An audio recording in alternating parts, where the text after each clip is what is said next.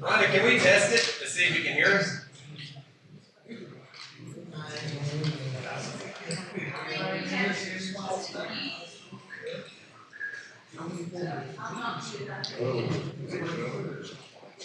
Hey, Kyle, you want to give us a thumbs up if you can hear us? Can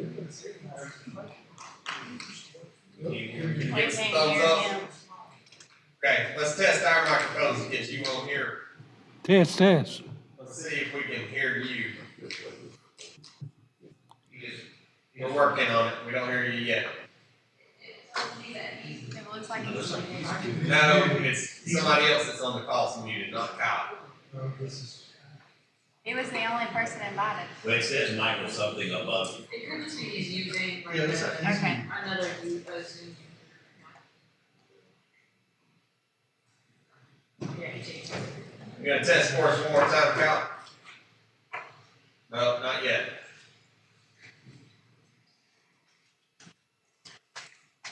Hey, buddy.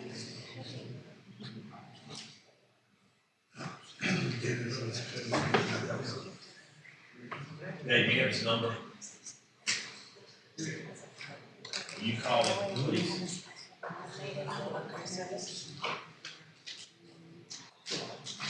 Sorry.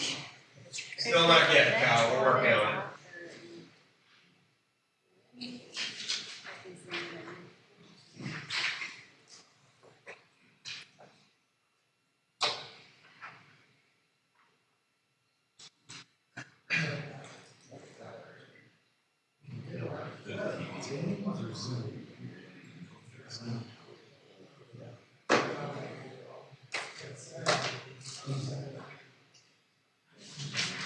All right, while we're getting that figured out, we'll go ahead and open the meeting. Let's open it up with a prayer and a pledge. So if you'll pray with me. Lord, thank you for allowing us to gather here today. We ask that you watch over us. We ask that you bless us. We ask that you watch over our city. We ask that all of our decisions glorify your name. In Jesus' name I pray. Amen. I pledge allegiance To the flag of the United States of America, and to the republic for which it stands, one nation, under God, indivisible, with liberty and justice for all. We need approval of the agenda. Since this is a special call meeting, we can't add anything, so we need an approval. We need a motion. I'll make a motion to approve the agenda as written. A second? Second. All those in favor? All right, next is the ISO presentation. Let's see if we have that figured out yet.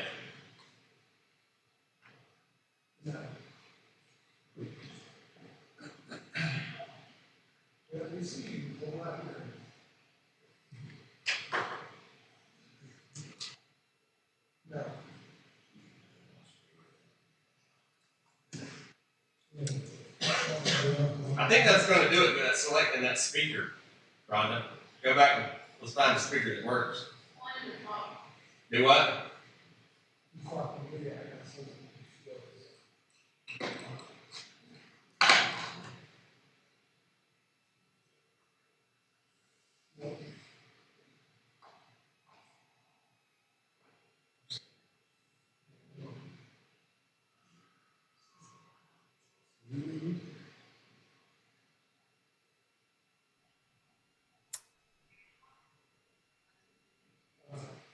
How about now? Can you hear me now?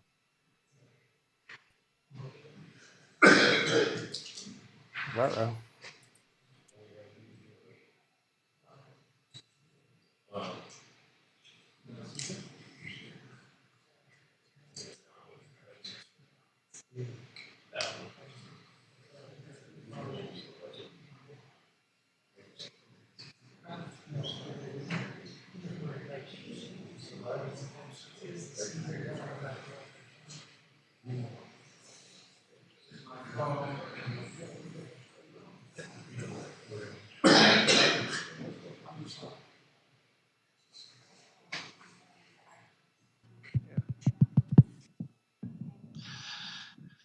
You gotta love technology, huh? All right, we have you on a microphone on the speaker, sir, just so you know. And we're gonna Okay. find out if you can hear you. All right, is that going to work for you, Kyle? Yeah, do I need to be talking on the phone or on my microphone? You should just leave the phone connected, but it should. You should be talking on the phone to us, but if you can hear us on the Webcam and see us, and if that's the best way you can hear us without feedback, that'll best work. Yeah, that's fine. We'll do whatever I have to do. So if you can hear me this way, then we'll just keep on doing it this way. Thanks so much for accommodating us with this. It is no problem. All right, so we asked you here, do we have some questions? Well, I'm just going, Kyle, hey, this is Mark Russell, the city manager, and I just wanted to basically do the way we did it back in October when we did the call. You told us about it, and if somebody has questions, or mayor and council have questions, I just want us to hear, I want the public to hear exactly what we heard, and we interpreted that since that Zoom call, and some folks think it's different inside other departments. Some people in the public think ISO can't do that or wouldn't do that. Just straight up. We don't have 4 or 5 firefighters. Sure. Okay. So just Y'all can hear me okay this way? Yes, sir. Okay. So I'm assuming you're talking about the personnel issue, just to make sure that we're on the same page, because I know we talked about several different things when we talked previously. Are we talking about the personnel? Yes, sir, the personnel. Okay. So first and foremost, I want to remind everybody of who we exactly are, right? So we are an advisory organization. Our schedule, our rules that we follow are, presented to and accepted by the state of Georgia. For us to come into communities and evaluate the fire protection in those communities for insurance rating purposes. We are not the state of Georgia. We're not here to tell you how to run your fire department. All that we're doing is we're telling you how our schedule filed with the state applies to our evaluation of your community for insurance rating purposes, period. That's all it is, okay? And, the schedule goes through a lot of things. There's a lot of the evaluation. We evaluate the fire department, the water department, and communications, a very wide, pretty broad spectrum. And effectively, what we've had one revision in our schedule, but the core of our schedule, including the personnel stuff we're going to talk about here in a second, is we've been doing this the exact same way for over 40 years. And most of the major insurance carriers in the state are using our product in one form or fashion. So, this isn't anything new. This isn't a change. We've been doing it this way for quite a long time. If you can imagine, in our schedule, we have minimum requirements. And the schedule sets forth that says to receive a classification other than a class 10. Our classifications go from 10 to 1. 10 is no recognized fire suppression according to our rules. That doesn't mean you're not an operating fire department.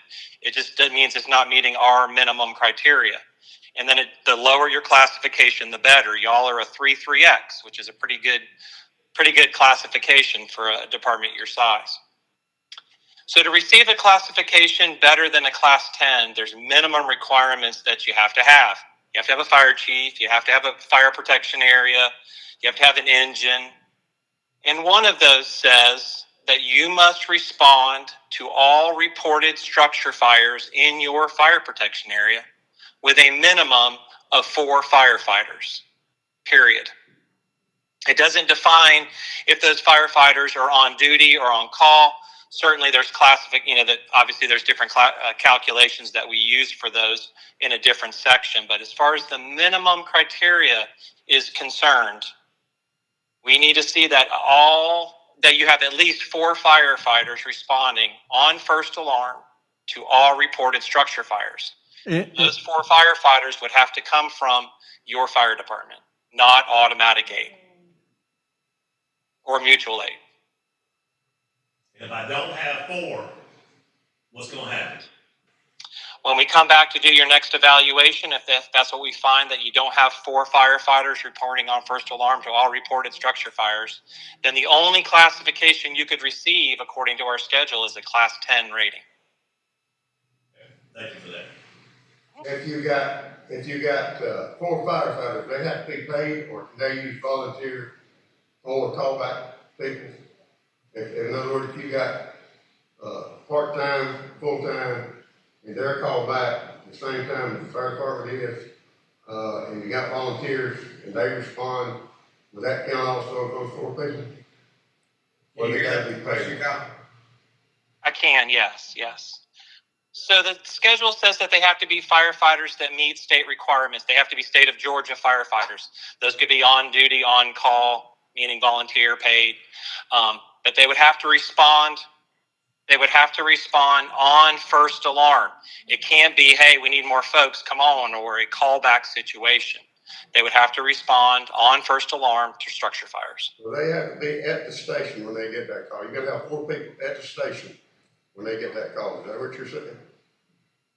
No, sir. The schedule says that the department under evaluation must demonstrate that they can respond with 4 firefighters to all reported structure They can fires. respond from home, correct? I didn't catch that one. They can respond from home as long as they get there by the time the fire truck does. It does not define where they respond from. No, sir. Okay, so it don't matter whether. Other that they're members of this fire department under evaluation. But they can be volunteers. Yes, sir. If they're As long your as- volunteers, yes, as long sir. as they're certified through the fire, through the state of Georgia. If they're on the fire department there, yes, sir. Okay, so they can go with volunteers, or they can go with, in other words, if they got part-time off, or paid people off, they carry pagers or on phone, what they do now. If they're called back in, same time the fire truck does, and they get to the fire scene, does that count as a firefighter? If they respond on first alarm to structure fires in the area, and they're state of Georgia volunteer or paid firefighters on your fire department, yes, sir. Okay, so they don't have to be on the fire station, they don't have to be at the fire station the whole time, as long as you got 1 or 2 people that can respond with the fire truck. Okay. I mean, if you're asking that, the answer is yes. Okay. As long as they are members of your department, they're responding on first alarm to structure fires. I have 4 of them responding to structure fires. They'll meet the requirements of the schedule. So We they don't can define be- where they respond from. We define that they must be state of Georgia firefighters, and they must be on the fire department under evaluation. But they can be off and respond back to the scene, and they can be volunteers. I didn't catch the first part of that. If you got paid people part-time that's off and at home, and they respond back to the fire scene, they're counted, is that correct? As long as, If they respond on first alarm to structure fires with the obviously bringing the apparatus, the fire department apparatus. But yes, if they are members of the department and they're responding on first alarm to structure fires, wherever they're responding from, as long as they're members of your department and they meet the minimum requirements of the state of Georgia as firefighters, then yes, they could be one of those 4. so they don't have to be paid firefighters. If they're at the station, you don't have to have 4 paid firefighters at the station 24/7. So when you say call or respond, is that click your microphone and say I'm on my way? Is that what that means, respond? Yeah. Okay. Let's let Kyle answer that if we can. I didn't quite understand the question. When you say respond to first alarm, forgive me, I don't understand how it works. So if somebody responds to first alarm, does that mean they click their microphone and say I'm on my way? Or does that mean that they arrive at the scene? They arrive at the scene as members of that department, ready to fight fire with the apparatus. Yes, sir. Okay. Now, Clicking the microphone is not it. what if it takes them 20 minutes to get there? 30 minutes? I mean, what does the arrival time mean? The schedule does not define any specific response time. Obviously it has to be on first alarm.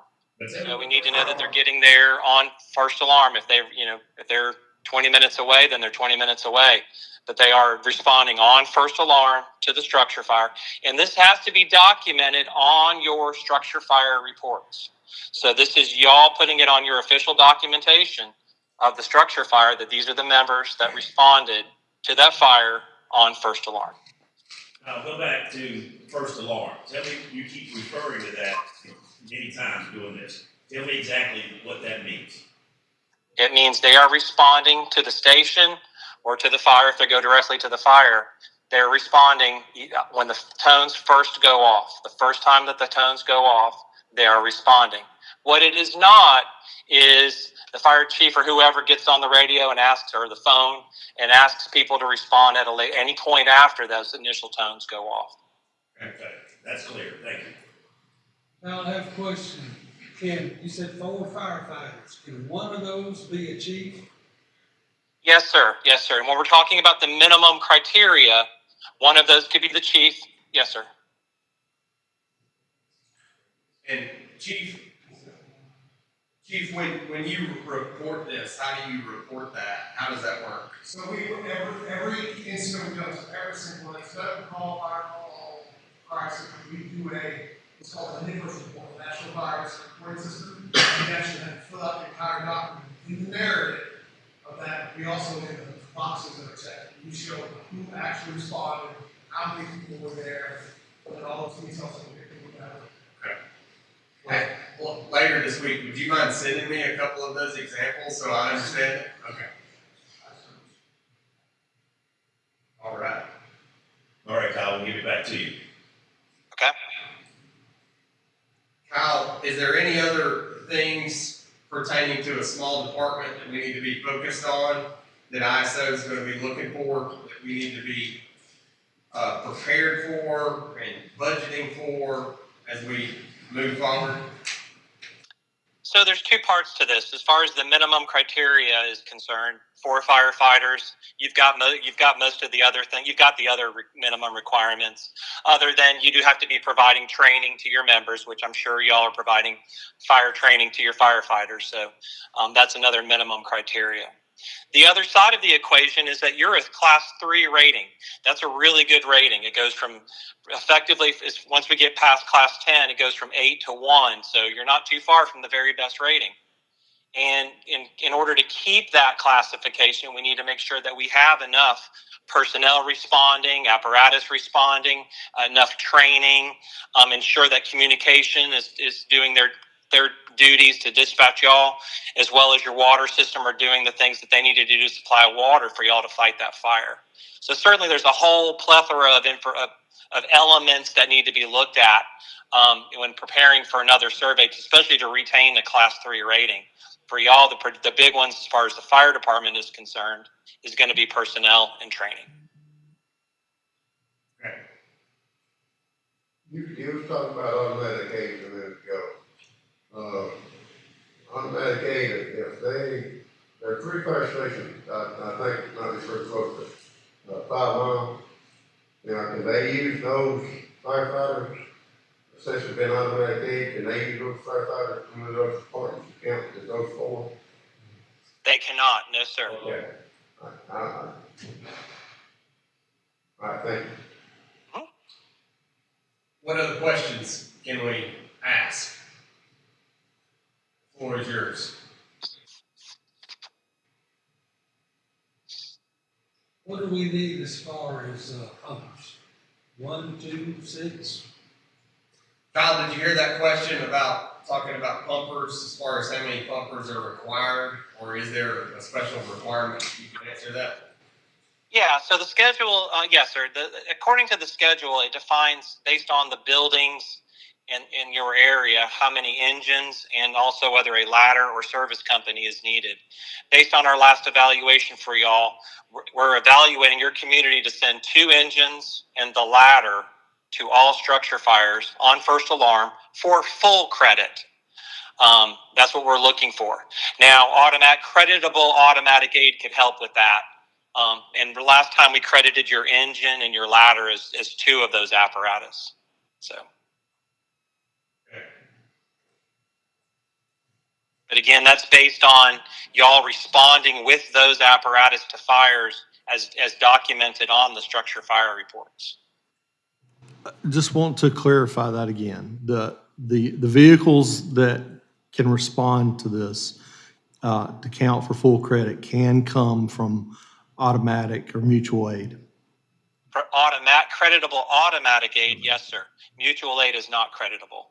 The difference being automatic aid, along with meeting some other criteria, they are dispatched on first alarm when y'all's units are being dispatched on first alarm.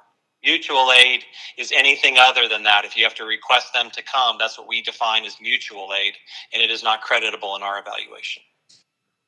Okay. Dave, That helps with the apparatus. That's not going to help us with the minimum of 4 firefighters, just to be clear. So the one thing I want to ask, to clarify, hypothetically, if you showed up tomorrow, do an evaluation, do a survey. We usually will, from my past experience, it takes 2 to 3 months to get our results back. Once you notify us, the city manager and myself will get those results. We then have a year to work out the details to fix those issues before we publish them to the insurance companies, correct? Up to a year, yes, sir. So there's periodic check-ins that we do. Part of that process is called our retrogression process. And so what part of that is regular check-ins. Y'all would come up with a plan on how to rectify this situation. And then we would be regularly checking in with you to see how that's going. And assuming we're working the problem and we're coming up with solutions, we can give you up to a year. Again, with the regular check-ins to make sure things are happening. So I'm going to take this to the next level. Hypothetically, council provides the staffing that we need, and we're in place. You show up next week, do the review. We find out that we're deficient in ladders and pumpers and service trucks and other issues. We have that year to work that out. We can extend that out even further, can't we? As we work through this process, we can extend that timeline out, correct? Yeah, I mean, we would have the conversation about up to a year, as long as, again, we're going to be checking in to make sure that you're making it that way. If it's going to be more than a year, then we're going to have some conversations about that. Generally, the retrogression process lasts no more than a year. And Kyle, if we're a 3 now and you inspect us and we end up, say, a 6, we've got a year to make improvements. Do we stay at the 3 rating during that year? Yes, sir. We kind of hit pause on the whole process, and we would stay at 3 for the time being. And again, assuming we're doing those regular check-ins and y'all are working the situation here, then yeah, would it stay as a class 3? Yes, sir.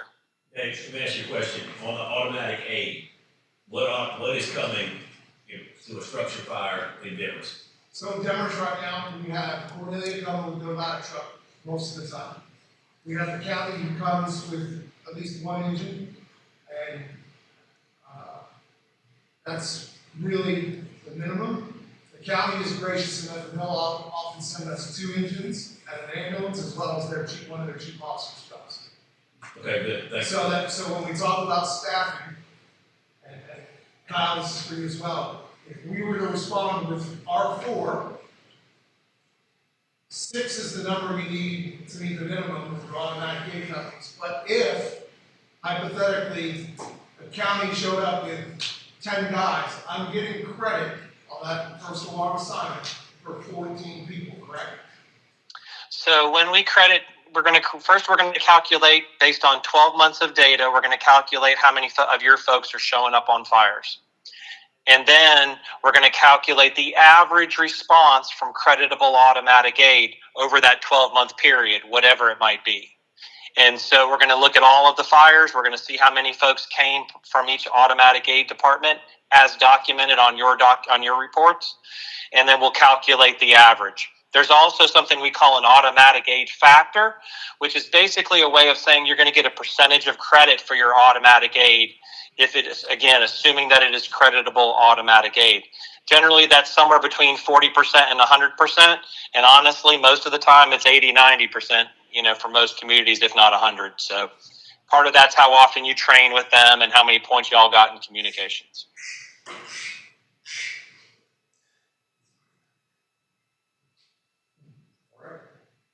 Let me ask you this one, Kyle. People say that State Farm does not use ISO. Is that correct in the state of Georgia? I can't speak to which companies are our customers or not. I can tell you that the majority of the insurance carriers are customers of ours in one form or fashion. At the end of the day, like I mentioned, we're an advisory organization. We sell information to them, How they use that information is not up to us. That is between them and the state of Georgia. When you look at these calls, data, logs, how many of these in a 12-month period are y'all looking at? Are you just picking 20%, 10%, all up, every call structure fire?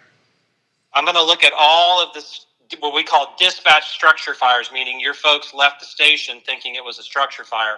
All of those over a 12-month period, whether there's 1 or 100. Okay, thank you. And hypothetically, if we didn't have one, what would you look at next?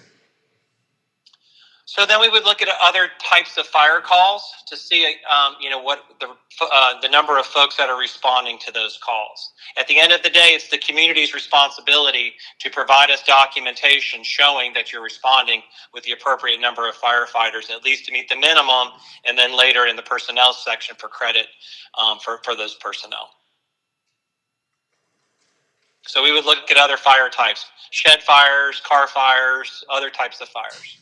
So I can say here in town, in the last 12 months, I can only count 3 possible structure fires in our city limits. If we didn't have a car fire and we didn't have a dumpster fire, and we haven't had a brush fire, we don't fight a ton of fire, would you be looking at fire alarms as well? I would, if you had 3 possible structure fires, then that's probably what we're going to use for the evaluation. If we didn't have any of those, then we're going to look for some type of fire calls.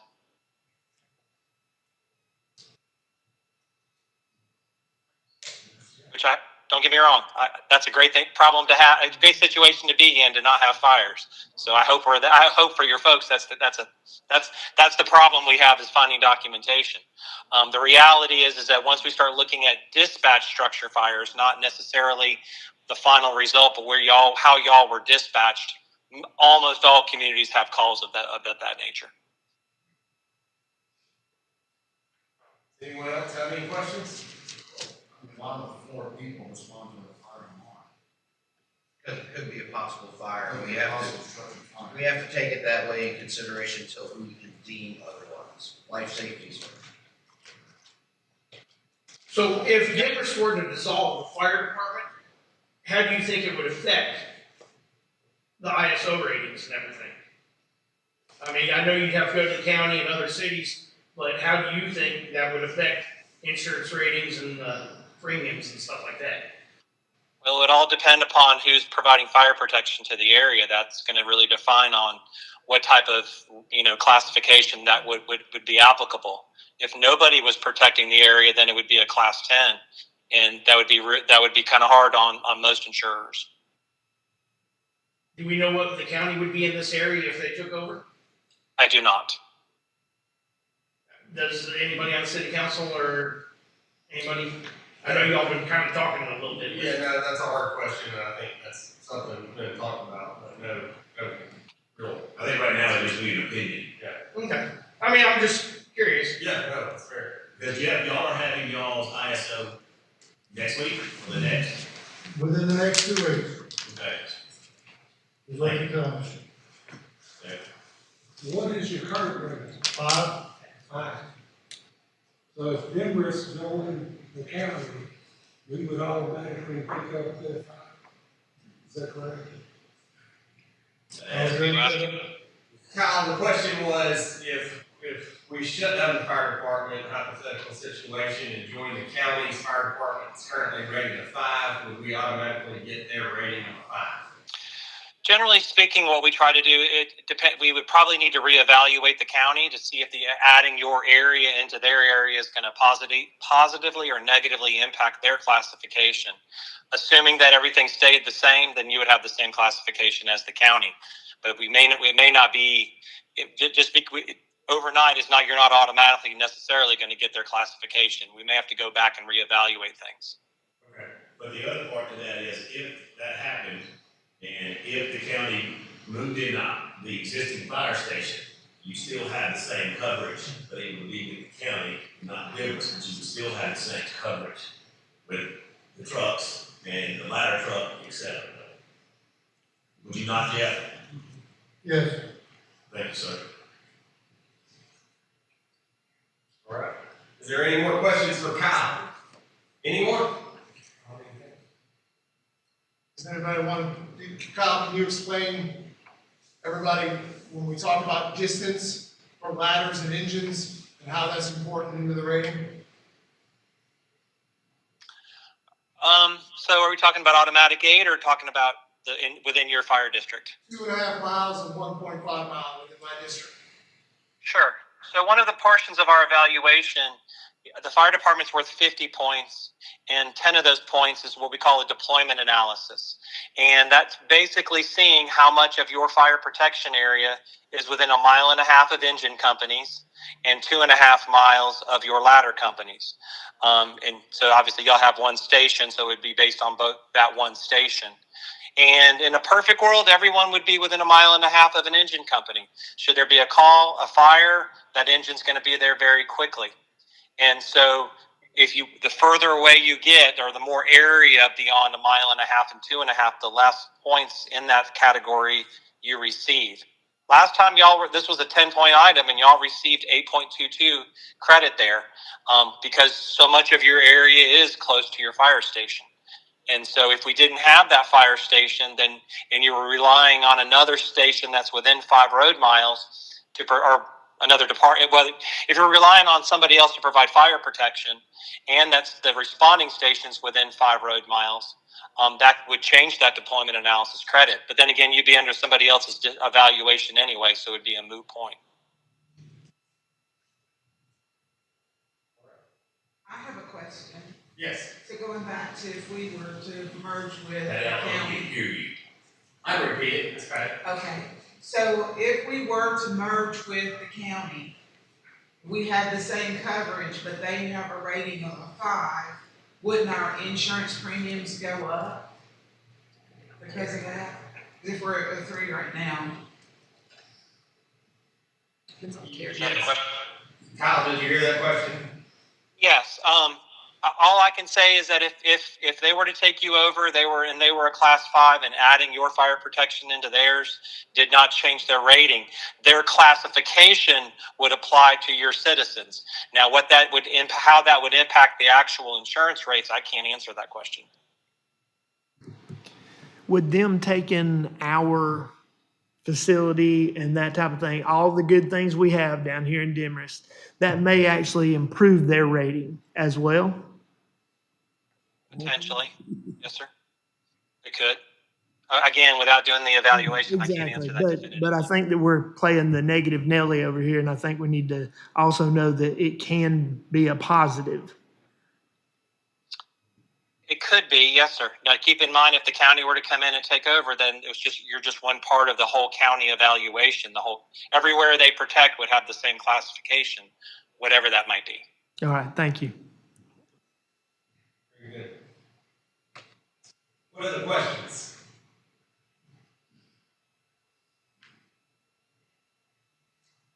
Kyle, I really appreciate your time. Thank you very much for joining us here in the evening. We really appreciate it. It's no problem. If there's anything else I can do for y'all, please let us know. Okay, thanks, Kyle. All righty.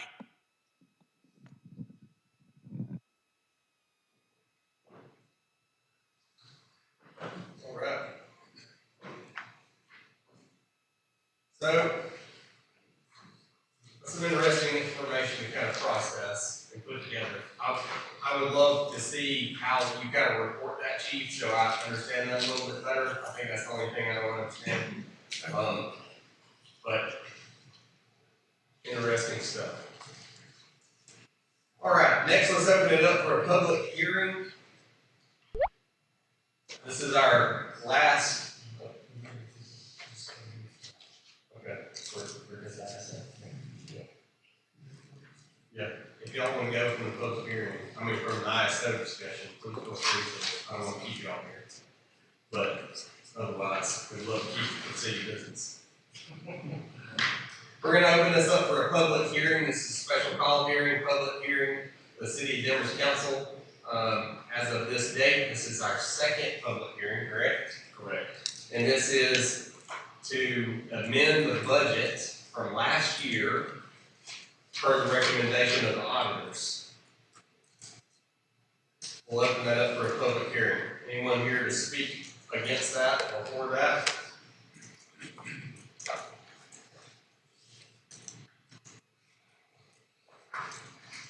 All right, we close that public hearing.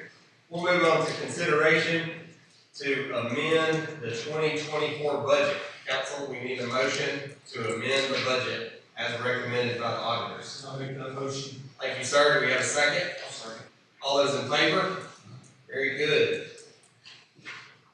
Next is discussion of the Demorest Fire Department options. I think this is something that we have talked about last week, or week before last, tabled it to now. I still think we have some of the information back from the county, right? So we're kind of waiting on that. Yes. If you talk to Thad, just to see if he's still on track for having the numbers by the end of the month. Yes, sir. He is. Yes, sir. All right, thank you so much.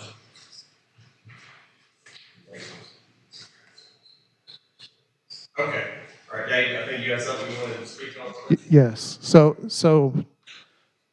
Mr. Musselwhite, Mark asked me to, he sent out to y'all the presentation, and it's the exact same presentation as I did in October, except for that we've updated it. Because we have done a lot of looking and evaluating it the best way that we can move forward. And so, let me see if the, okay. Guys, I apologize for y'all not being in color like he has it with the new copier. We didn't realize it was all black and white until after she made all these copies. And so that's why it's not, for us, it's why it's not in color, so.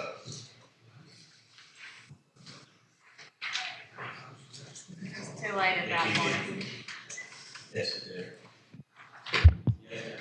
did. All right, can y'all hear me? Yes. We're good? Okay. Let's see if the clicker works. It does. So we just learned about this, so I'm going to breeze through this. ISO is your homeowners and business insurance rates. Insurance has gone up in the last 12 months, 15 to 25%. And if our ISO rating were to fall, there is a chance of significant increases. And if we were to go to a 10, that's going to hurt. Again, Kyle explained ISO goes from 1 to 10, 10 being the worst, 1 being the best. So this basically covers some of the same information, but it's got documentation that you can read if you wanted to click it. But as he mentioned, the fire department is rated on 5 things, the way they do the rating. The first thing is the fire department itself. It's a maximum of 50 points. It's 105.5 points is what the maximum you get. So I know, Donna, you were a school teacher. 100, they give you some extra credit there. There's 5.5 points you can get for extra credit. So fire department is 50 of it. Water supply is 40 points. So now you're at 90 points. Communications, that's 911. That is our communication center. You get 10 points. The bonus points is community risk reduction. That's the fire prevention, fire inspections, having all those functions in place and being able to document that you perform those functions, including having available fire investigators and public safety educators and those things, and you're out doing those things. And then there's something called divergence.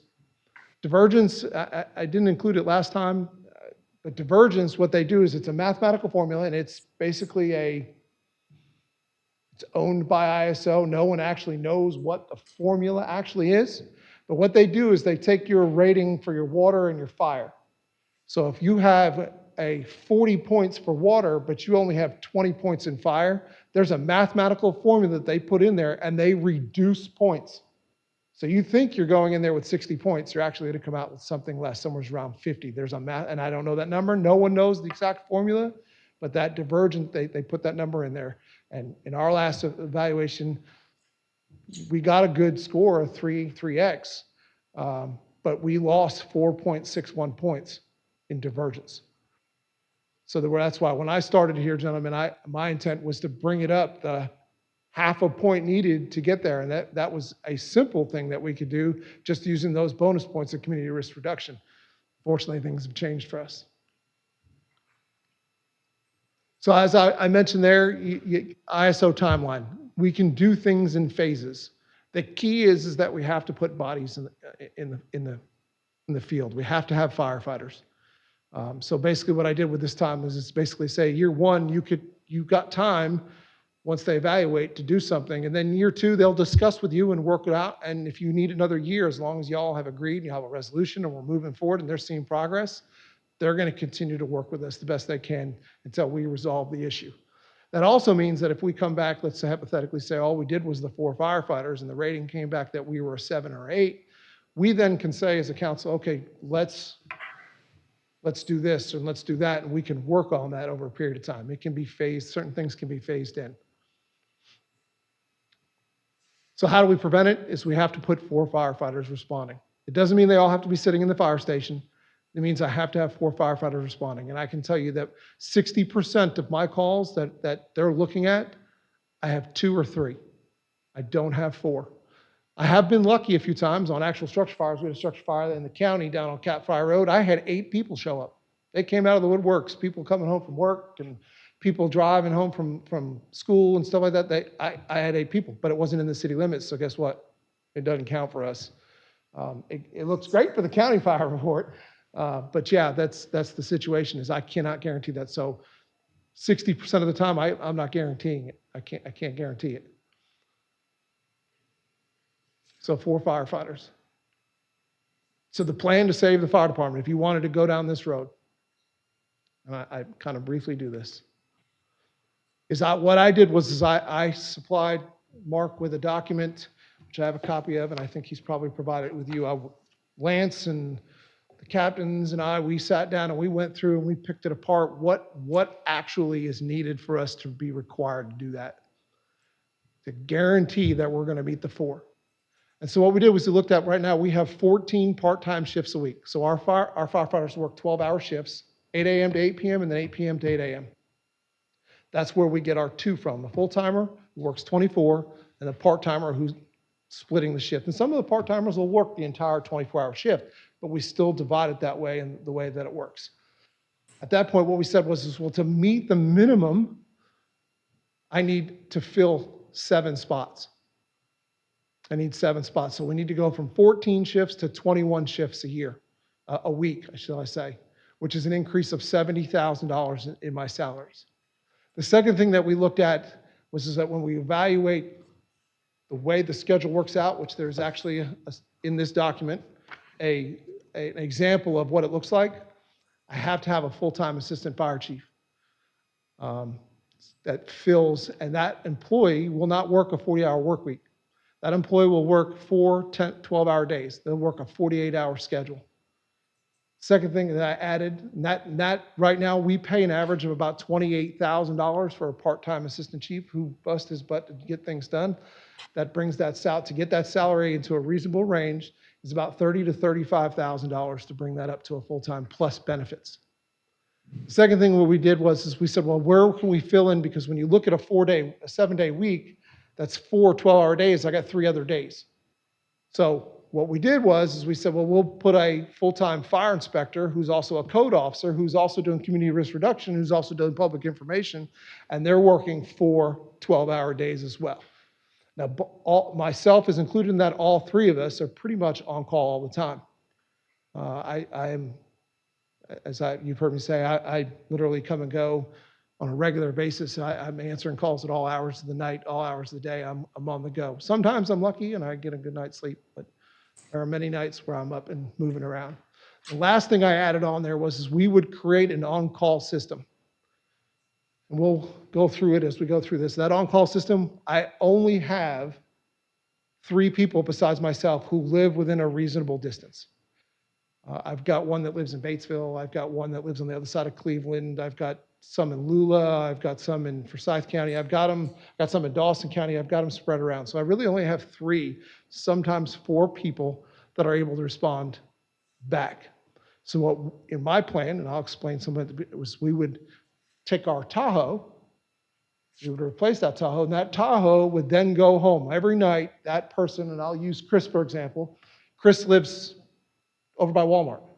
3.1 miles from the market. So he on his way home from work for North Georgia Tech could stop by, drop off his car, pick up this vehicle, and go home. And then on his way out in the morning back to work, he brings the vehicle back, or he answers calls in the night, and then drops that vehicle off. And then we don't have an on-call person during the day. It's only a night thing.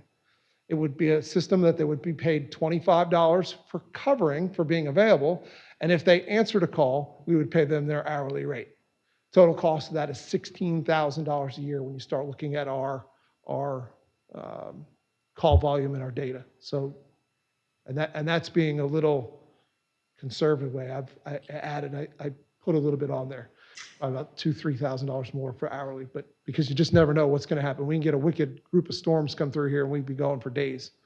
So total staffing would be 1 full-time fire chief, 1 full-time assistant chief, the full-time code officer, a full-time lieutenant or captain. We've created the captain position. I forgot to change that one. It's 1 part-time firefighter working 12 hours during the day and 2 part-time firefighters at night.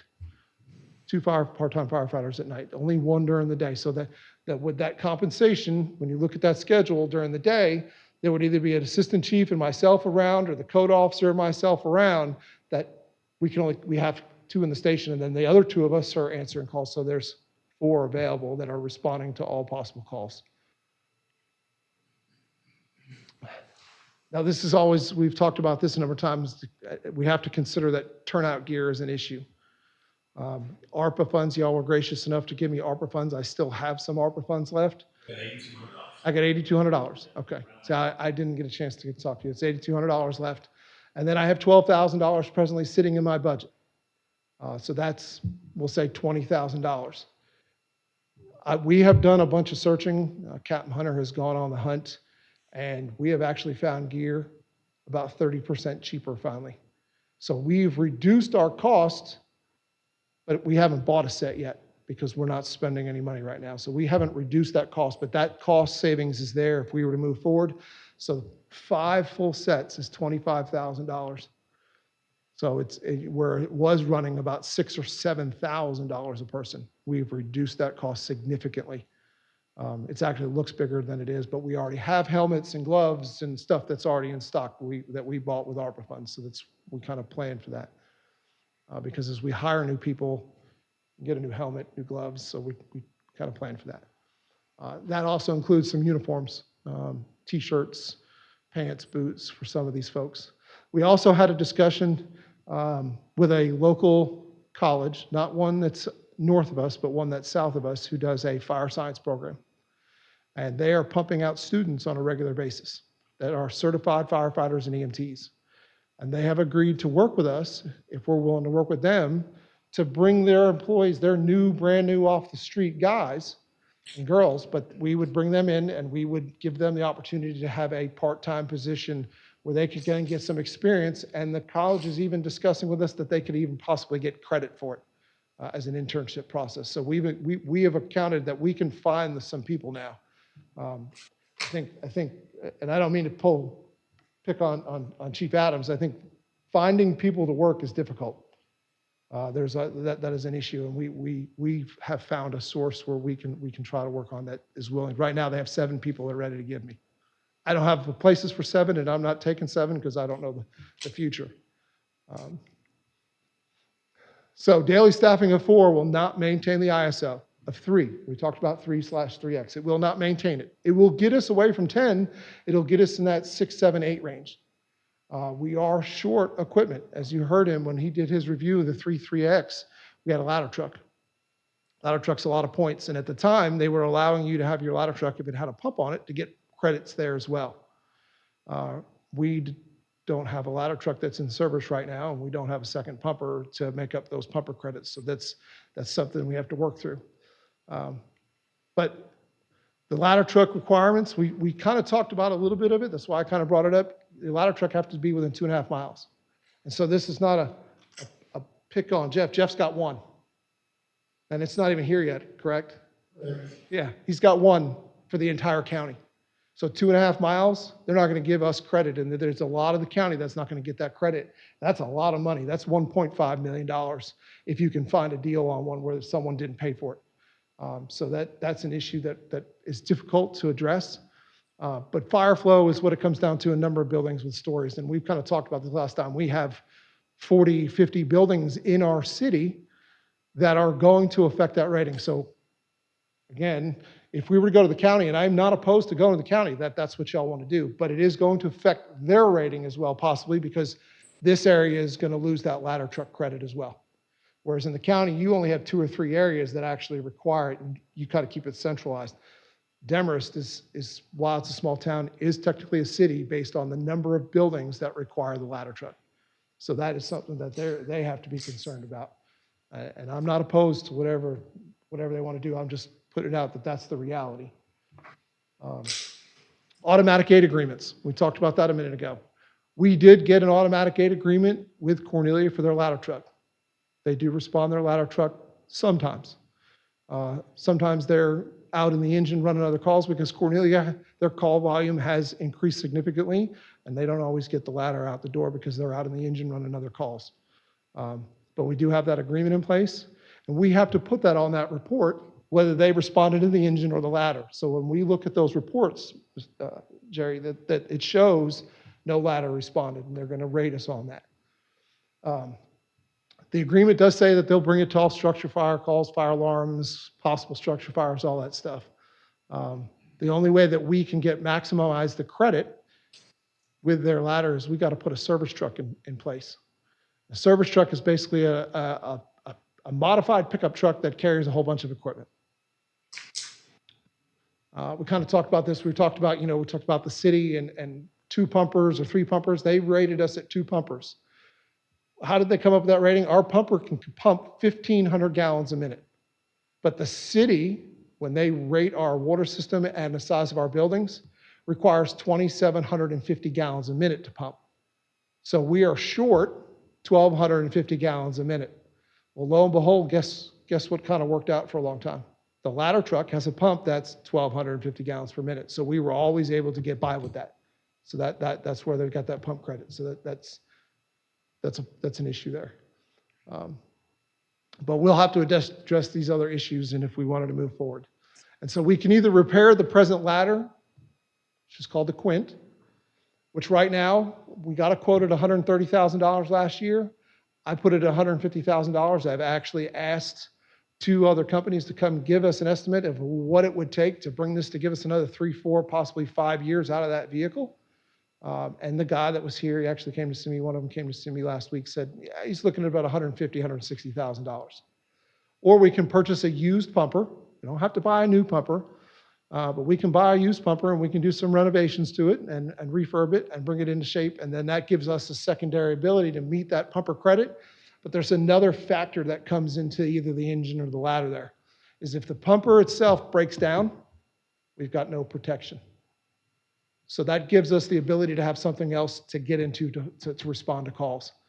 And so as the years of a truck get older and older, and I hate to pick on you again, Jeff, you know you have E1 Spartans like me. They've got issues and you work through them and they go down for a period of time. We have been fortunate that we have not gone down, but we don't have anything else to jump in. So that's something that either or will work. If you were to ask me, I'd prefer to fix that ladder truck so that even if we went to the county, now they have a ladder truck that can go to the system, and that helps out. And that benefits there. The second thing is the purchase of a service truck. The service truck is basically, and I actually showed Councilman Davis the other day, is basically a 4-door cab. Looks like my truck, except for that it has a big plumber's body on it that's 11 foot long, and it carries ladders on it, and you open up the back of it, it's enclosed. I can put all sorts of tools and equipment and everything that's needed in it. To outfit it, put lights and sirens, the whole 9 yards. $110,000, but you can finance some of this stuff. You can finance a used pumper. You can finance these things, and I put those on there. For example, ladder truck, I don't know whether you want to finance something that might only last 4 or 5 years and finance it for 5 years. But a used pumper, you fix it up and get it going right, you probably can get 10, 12 years out of a used pumper if you fix it up right. So you could finance that and still get 5, 6, 7 years after that expired. Service truck is going to basically be, we could find a used one. They're a little tougher to find used in good shape because plumbers and electricians and contractors, they beat the living bejesus out of their trucks. So a new one, we could finance somewhere between $119,000 and $29,000 for somewhere between 5 to 7 years. And that makes up the difference of the credit that we lose from not having a ladder. But if we were able to fix the ladder, we could hold off on that as well. But that would also be a rapid response vehicle, and it would be additional points to get us closer back to the 3 that we were at. And this goes back to what we were talking about earlier, the Tahoe. We would have to replace the Tahoe. Well, the Tahoe wouldn't go anywhere, so we're not truly replacing it, but you'd have to put another vehicle in its place so that the on-call firefighter could take it home and be able to respond. and be able to be covered by city insurance and not have any issues and be able to get there in a timely manner and carry all of his equipment. He would also carry medical equipment and stuff like that, so he may even be the first one there sometimes, depending on where he is. But he comes somewhat prepared. But that's giving the assistant chief and the new code officer new vehicles or used vehicles. It doesn't matter how we look at it. We can buy a used pickup truck or used SUV to get them moving around the vehicle. I mean, right now, Chief Luliette will tell you that there have been a number of calls that he drives in his own vehicle too. That can be a liability issue. He's going in his own personal vehicle because we don't have another vehicle because it's out getting service, or someone had to take it to class, or it's on another call. So that's a concern of ours. So right now our budget is $792,000. To do all these improvements, we go up $200,661. I realize the financial issues of the city. I realize the time and the constraints. I'm very aware of them. But that's what it would take to get our fire department to either get the ladder back in service and put firefighters on duty and to have an on-call system and have people responding. Because we add those firefighters, we're in a lot better shape. We're coming down in this plan. We're coming down when you do points and you understand it's a very mathematical formula. And I'm not the greatest at the math of this thing. We're coming close to the 5. We're coming close to 5, if not better, closer to the 4. 3 is going to be tough. We might be able to pull it off. If we can pull it off, we might actually get by. If we had the 4 guys, we might get by and still be 3X. But the first thing we have to accomplish is we've got to put bodies on duty, available, responding. And I just don't have a department like that people are living around town. Volunteers, I mean, frankly, I would love, you want to sign up? I'll get you an application. I'll sign up. You gonna, I'll give you, you have to take the test again because you've been out a few years. But yeah, I'm not afraid of volunteers. It's time consuming to train them. Frankie's already been there. He can retake the test and I can put him in a set of gears and he can respond. And guess what? He counts. You ready to go to work, buddy? Hey, I got a question for you. Yeah. With that $200,000, is that including the debt service? Yes. Yes. Yeah, I think if you look down here, debt service, I put it in as debt service, but you could use it as debt service or you could do it in capital outlay. That's not my issue to figure out. Yeah, it's in there, $71,000. But if you were to go to a capital outlay with the ladder truck and say, look, we're just going to fix the ladder truck outright and be done with it, that I did not include that in capital outlay, which would be $150,000, $160,000, depending on how you looked at it. Chief, I appreciate you thinking outside the box, looking at all the different options, looking at the options of take-home cars and everything to try to fulfill meet down that budget. So I love the city of Demorest. I've been here a year and a half. I love the city. I love the citizens here. I fight for this city. I fight for my guys. I fight for the citizens that we protect and serve. Whatever y'all decide to do is I am A-okay with it. I'm at peace with whatever you decide, whichever direction you want to go. I know that there's 2 gentlemen over there that are going to ensure that it moves forward and does well. I'm good with whatever decision y'all make. I just want y'all to have the best possible option that you can decide. no, I really appreciate you taking the time to put together these options. So it's definitely a further discussion. I think that we're going to have another meeting when our next city council meeting. Okay, to talk more about it. So you gave us a lot of things to think about and look at. I challenge all the council to reach out to you. Feel free to call me, come see me. I'll go through it. I'll explain. I'll show you. Jimmy came by. I showed him pictures of what we're actually talking about and how this would work and a timeline we could build to fix this. But I'd be happy to talk and work with each one of you, however you want to understand how to do this. All right. All right. Thank you, Chief. Thank you. All right. So we're going to discuss that more at our August, what date meeting? August 5th meeting. All right. Sir. I have a question. Yes, sir. So, I'm assuming in our charter, it says as long as we're on council, we cannot volunteer for the fire department. Do you know? I don't know about that. I think that'd be a question for Thomas. But Thomas actually answered that question, because I was willing to take Andrew and put it in training, but I said, let's make sure we're good there. Thomas recommended that because he is technically up the food chain for me, that he may have some oversight issues, and we don't ever want an oversight issue. And so, Very good. Which I understand, but I also look at their other cities, that their city managers and so on and so forth are officers. That's a discussion we can have with Thomas and figure out the best. I'll take it into. I'm not opposed to that. We can train. Doc, you ready? I'm ready. What you do training? Is that in the city charter, or is that? I don't know. I just want to bring it up. I'll just have to check. Yeah, I don't know if it's in the charter or if it's a attorney opinion, so we'll try to. No, we didn't said that, city manager, Renee, when he first come to work at Renee, the city manager, he came to volunteer for him. You can even come to the point, throw it out and tell Casey, I get some of these people about that, and apply that.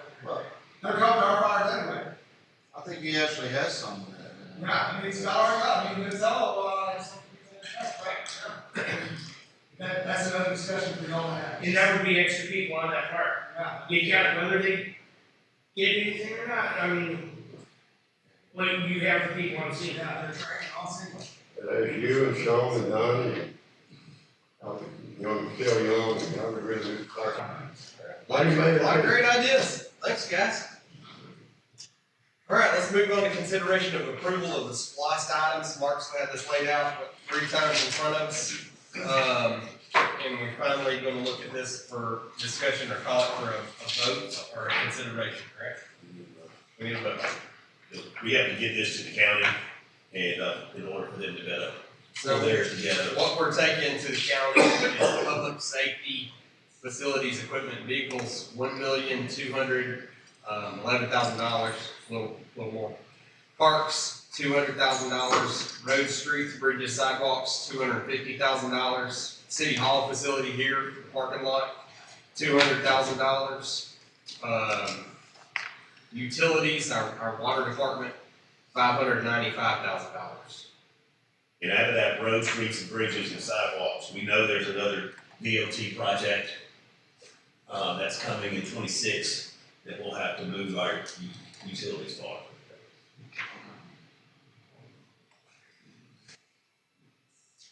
All right, council, do y'all have any discussion on that? And out of that $1.2 million, it was $700,000 for fire and $511,000 for police.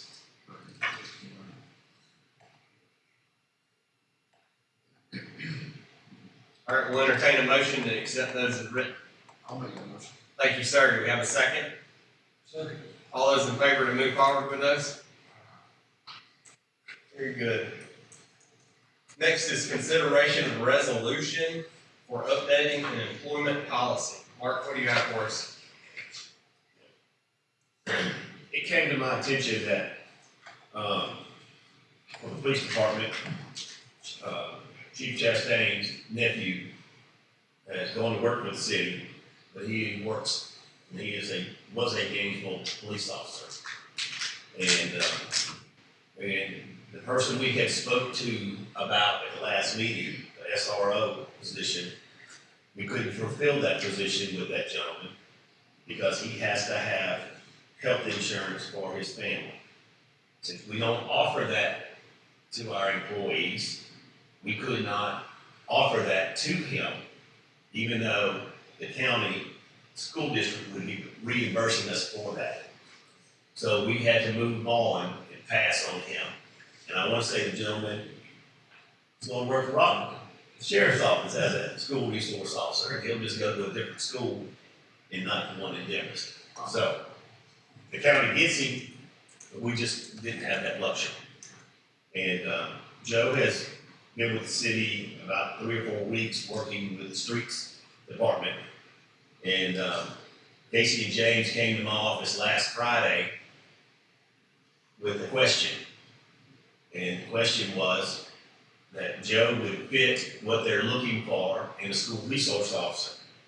And Joe just happened to be cutting grass at City Hall, and I said, well, let's call him in here. You ask him directly, is this something he wants to consider going back into the police work? And he said yes. And so I knew this clause existed in here about direct supervision. You know, you also could look at that in a different light.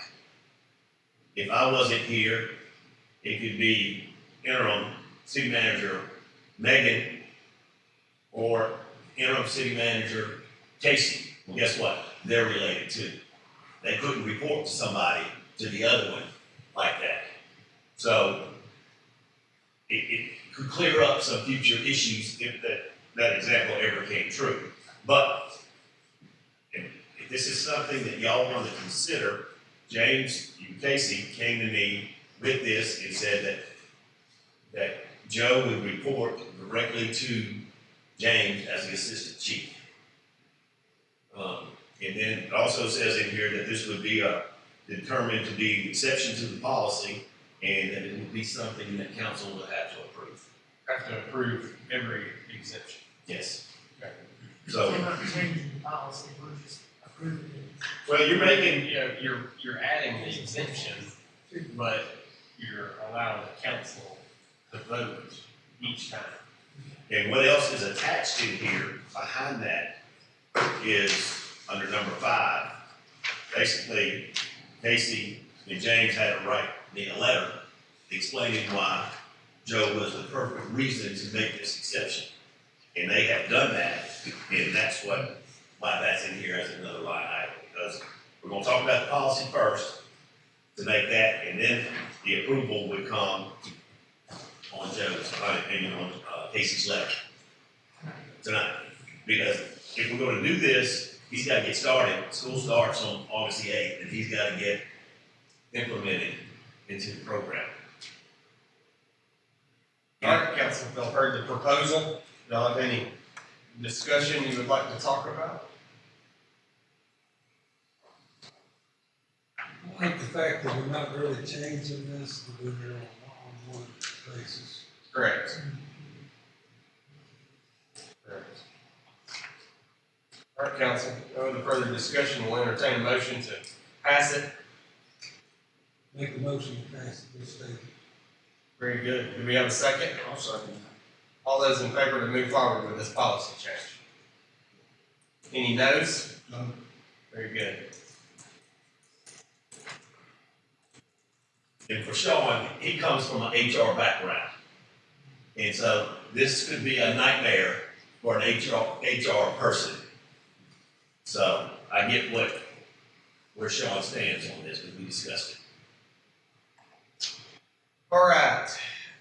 Chief Chastain, you put in a letter in here requesting on a hire, if you want to discuss it.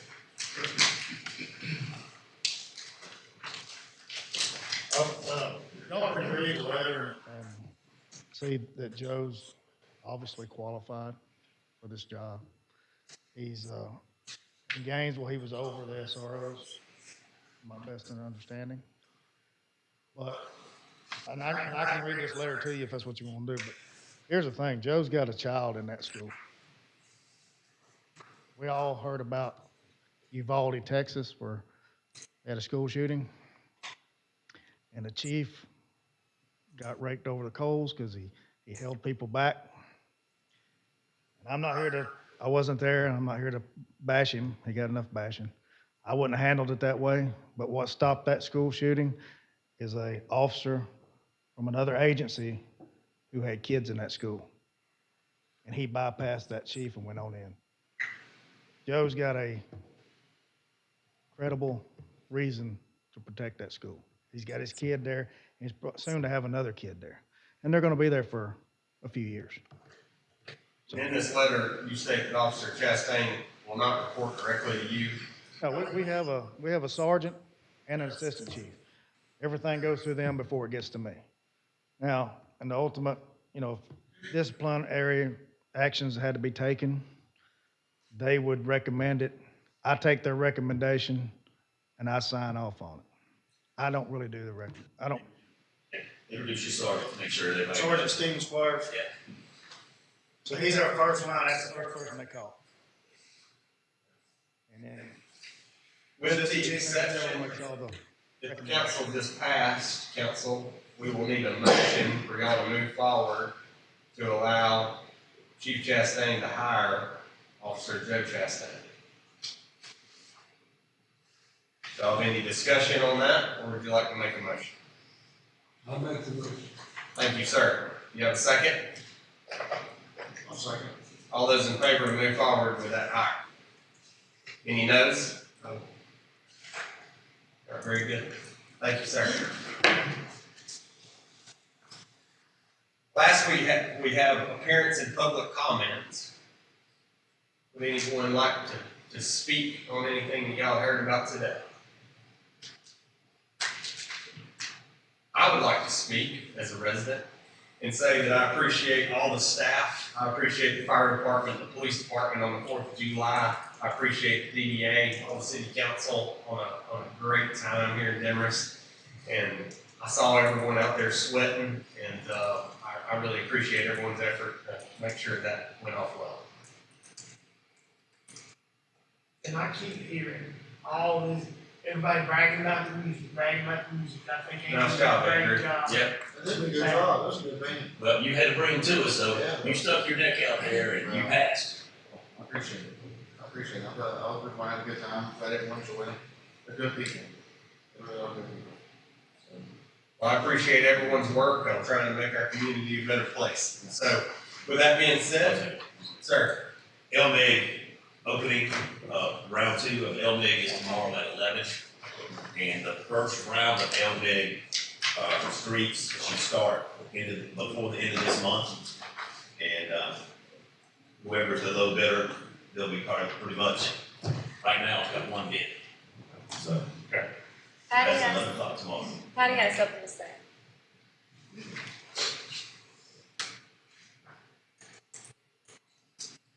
It's good stuff.